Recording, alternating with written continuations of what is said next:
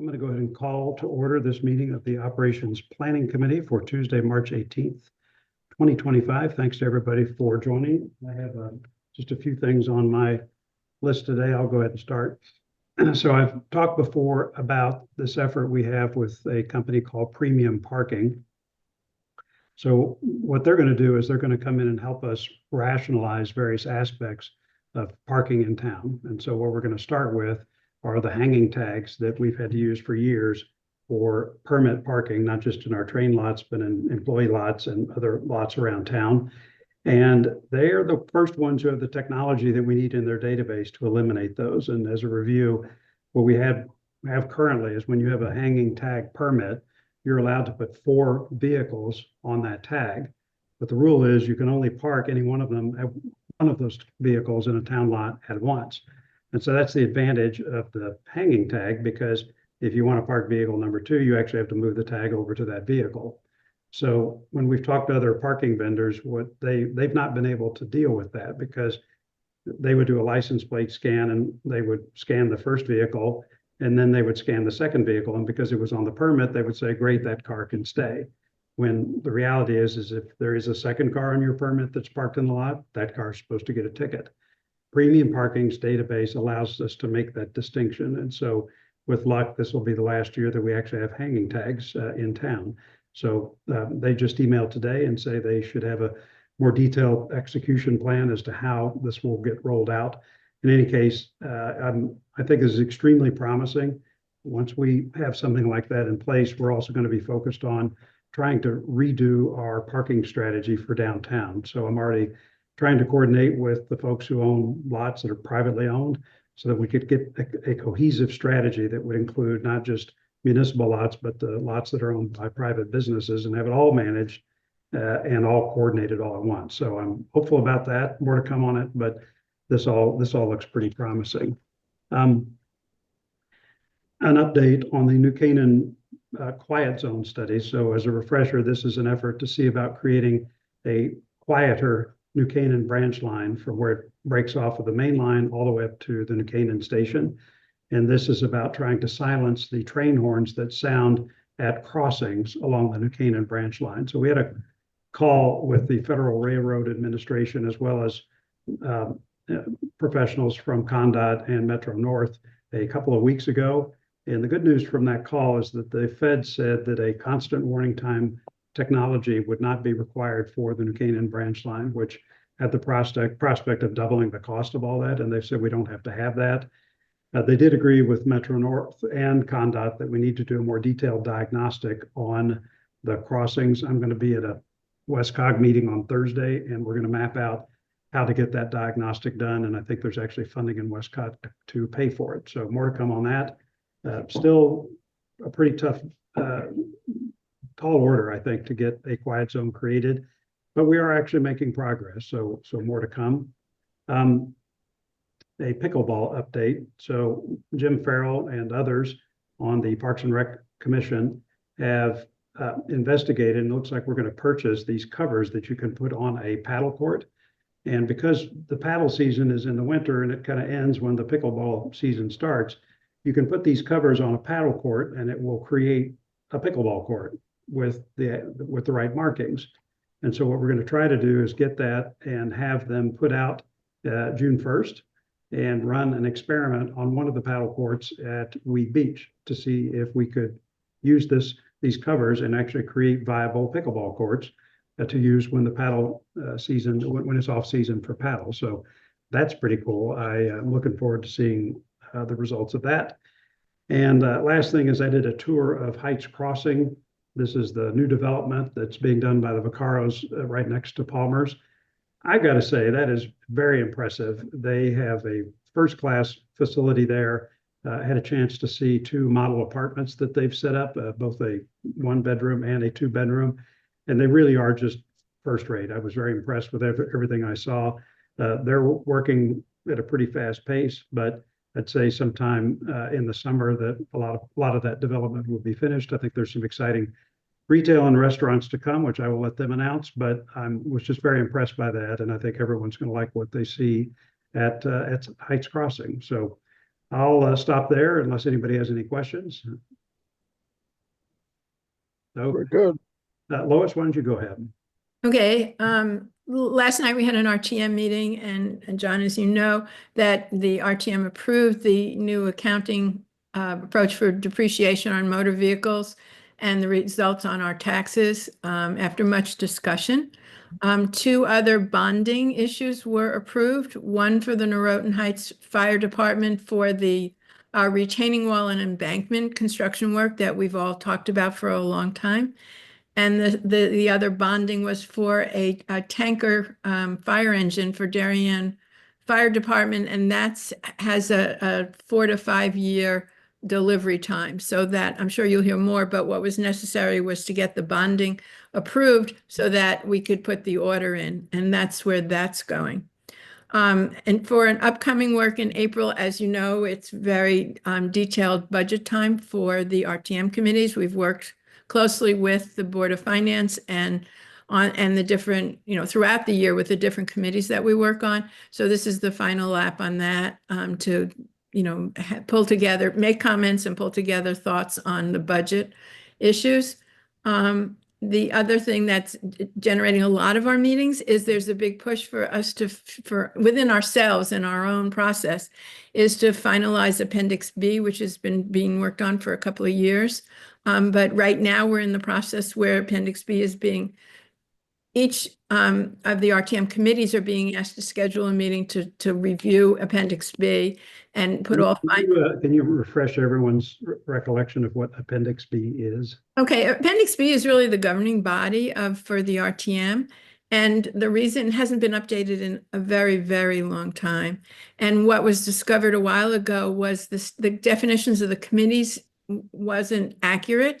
And the descriptions and procedures of how the RTM should work didn't reflect current practice. So what the goal is to have the charter or the structure, the legal document that controls the RTM, that manages the RTM and our authority and what we do and responsibilities, to have that updated. And that's what we've been going through. It's been a very tedious process because, as you know, writing laws are very specific and have a lot of insights, and it's very interesting to watch different people see the same thing and come up with different questions and things. And that's really what we're working through. TGS and A are the ones that are taking the lead. That's the committee that's taking the lead on this whole thing. And a lot of people have worked really hard on this. And the idea is to get input from everybody on the RTM and take care of that. So that's been keeping us very busy, and lots of meetings among ourselves, and then with the other, the selectmen and the Board of Finance and the different commissions within town. Okay, thank you. When is your next meeting? Do you know that off the top of your head? I do not, but I will figure it out. All right, very good. Thank you, Lois. Mr. Olvani. Thank you, John. Am I muted? No, I'm not muted. I'm good. Thank you. A couple of things. We had a meeting last year of the chairman of chairs, which is the chairman of the P&Z commissions that are in our peer group or that lower Fairfield County. It went kind of well. It was head up by Francis Pickering, who I think, John, you know pretty well. Yep. It was really an update with regards to the long session that's happening up in Hartford. There's nothing really earth-shattering that has any impact on the town of Darien from what I've seen. Francis also did meet with the planning, housing, and zoning committee of the RTM that same evening. The only thing that he said, and it was his words, he said that the fair share, they redid the fair share thing. It's where you're supposed to put affordable housing in different towns. He said that legislative proposal is kind of a mess. So there's more to monitor to that. The session still is going for a while, but we keep our eyes on it. The next item is the town plan of conservation development.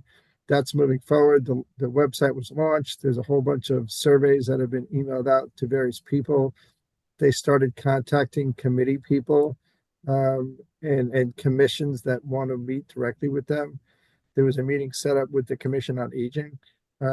Joe Pankowski, the chairman of that, specifically wanted to have Neil, who's the gentleman that works at Hardesty in Hanover, meet with his committee or commission. So they're doing that. I don't know what other meetings he set up already, but I don't really monitor it. He came in our last meeting, gave a presentation on where we are for that one. I know the Green Wave has been super interested in getting time with them. Has that been set up as well? Is that who is it? What's the woman's name? Well, Natalie Tallis and Juliet Kane and Julie Jones, those three are the main ones that are spearheading that. The short answer is yes. I know they're meeting with the woman of the Darien Land Trust. Oh, Elizabeth Mathis. Yeah, Liz Mathis. I coached her kid in basketball years ago. We used to call him Rainbow because he shot rainbow foul shots. But yeah, she's been all over it. She's put in a lot of stuff. Is willing to roll up her sleeves and help in any way, shape, or form she can. You got to remember it's a big document. There's a bunch of different parts in it, and it is called conservation and development. Conservation is a big piece of it, so that's going to be in there. But I don't know if it's really got too deep into recycling and stuff like that. The last one definitely did not. But as technology moves and business practice moves, we move also. Okay. But there's more to follow on that. I know there has been some discussion. The people that are first on the list are kind of standing committees and sanctioned commissions and committees in town, like zoning board of appeals or the architectural review board. Those kind of people, they kind of go first, and then everybody else comes in after that. But Neil will meet with anybody. Okay. What else? I also did have the opportunity to tour Heights Crossing soon. They do have about 25 or 26 apartments leased out of this. 25% of the apartments leased out of the 65 that are there. All of the affordables, of which there are 10, are already spoken and accounted for. I'm pretty sure all those people went through the vetting process and all were approved. The construction and the move-ins, it's considered by the fire department as 2 buildings. We originally envisioned it as 4 buildings plus the garage, that's 5. But because 2 buildings are connected, it makes it a single building. The reason why that's important is because the fire department has to sign off on all life safety stuff. So you can't get your C of O until you get the approval from the fire department. So they're focusing on one of the buildings and get those people move in. The building, if you're looking at it from the street or from the train platform, it's really the one that's to the left, which has got the Goddard School in it on the ground floor. The Goddard School, I don't know, John, if you got the chance to go inside it too, that building is basically that store space, which is about 15,000 square feet, is basically done. The only thing they're missing is furniture and computers. Everything else they can go. The holdback right now is my last check was probably 10 days ago. They did not have power yet from Eversource. They did. They called me about that, and we contacted Eversource. They're good. I think they're waiting on gas now, but Eversource is all good, and they're powered up. Fantastic. I know the transformers were in. Somebody had to flip a switch. So as soon as they flip a switch, they can get the stuff at the Goddard School. But the reason why the Goddard School is important, I do read the newspapers, and it talks about the Board of Ed, how we're going to have a huge, kindergarten or preschool class this year. The Goddard School is going to hold 152 students. And I don't particularly know the age brackets, but it really is below first grade. So it's little fidgets that are probably 10 weeks old or something like that, up to kids that are in preschool. That I think is, if it's 20 kids in a class or 15 kids in a class, it's 10 classes or 10 sections, what they call it in Board of Ed side. So it definitely takes a strain off of any perceived strain on the Board of Education with the number of schools and teachers they have to have. That should be up and running by September 1st, after Labor Day. What else is on my list? That's pretty much it. We did have we did cancel a meeting this week for a lack of business, so it slowed down a little bit. Our next meeting is the 25th, which is a week from today. But we're just moving forward. Okay. I Is think there that's anything it. big in town that is upcoming in terms of approvals that you guys have on your list, or have you gotten through all the major approvals to this point? That's a good question. Thank you.